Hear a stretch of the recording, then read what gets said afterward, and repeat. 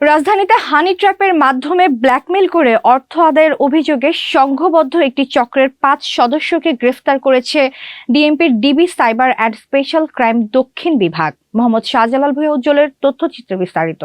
DB জানায়, একটি বেসরকারি আর্থিক প্রতিষ্ঠানের ঋণ কর্মকর্তাকে প্রেমের ফাঁদে ফেলে খিলগাঁওয়ের একটি ফ্ল্যাটে নিয়ে মারধর করা হয় এবং আপত্তিকর ভিডিও ধারণ করে ব্ল্যাকমেল করা হয়।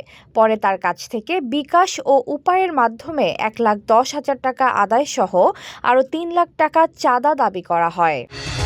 ঘরে বা ইন্ডাস্ট্রিতে মেঘনা স্টার কেবলস, বিশুদ্ধ কপারের নিরাপদ কেবলস, আপনার নিরাপত্তার সঙ্গী। তারা উপস্থিত হয়ে এই ভুক্তভোগীকে বেধড়ক মারপিট করে।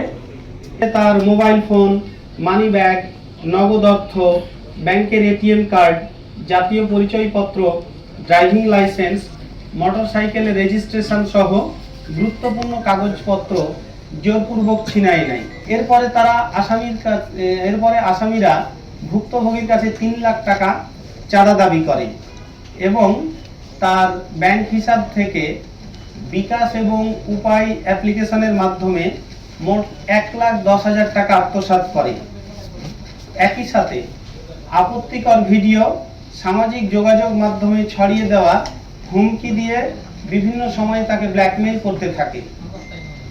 একটা পর্যায়ে ভুক্তভোগী বাধ্য হয়ে খিলগাঁও থানায় ২২ জুন ২০২৬ তারিখে একটা মামলা দায়ের করে। এই মামলা দায়ের হওয়ার পর ডিবি সাইবার অ্যান্ড স্পেশাল ক্রাইমের সাউথ ডিভিশন এটা গত ২ জুলাই মামলাটা আমাদের কাছে আসে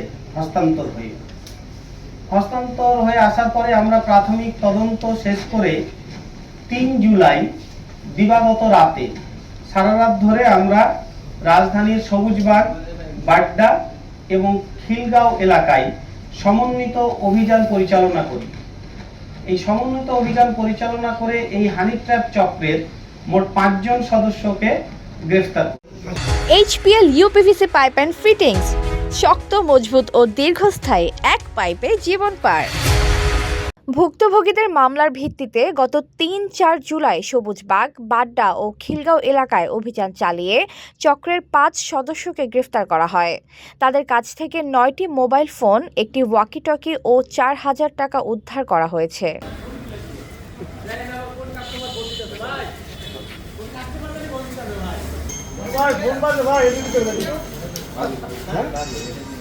প্রাথমিক তদন্তে জব্দ করা ডিজিটাল ডিভাইসে একই কৌশলে একাধিক ব্যক্তিকে ফাঁদে ফেলার আলামত পাওয়া গেছে।